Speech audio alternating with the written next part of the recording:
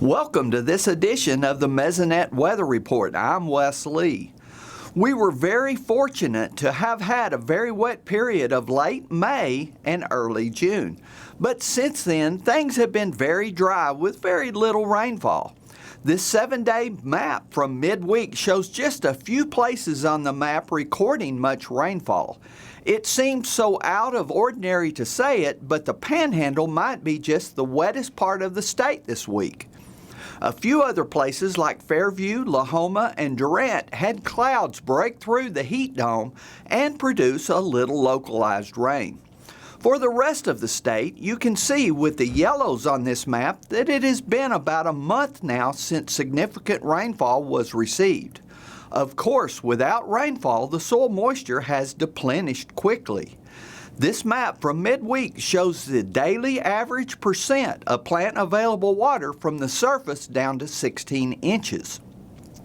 Gone are the dark green colors that we had just a couple of weeks ago. Now we are seeing more reds and browns indicating 80 to 90% of the soil water has been used up. The biggest weather event lately has been the relentless heat wave. On Tuesday, the temperatures reached almost 100 statewide. This added to the already impressive running list of 100-degree days in the western counties. Altus has been the hottest city in the state with 30 days and counting on Tuesday above the century mark. Are we going to rival the record-breaking heat from 2012? I sure hope not. Since the end of June, the statewide average high temperatures have been running about 6 to 8 degrees above what is normal for this time of year. Add to the heat a nice helping of humidity and we get felt temperatures even higher. On Tuesday, the heat index soared into the triple digits at all locations except the tip of the Panhandle. Heat advisories have become commonplace lately for most of Oklahoma. There doesn't appear to be a whole lot of relief from the heat coming anytime soon.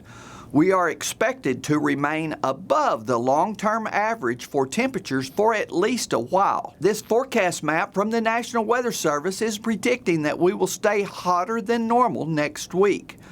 I guess if you're looking for any good news, it might be that Oklahoma will probably not be the hottest place in the country like we were last week.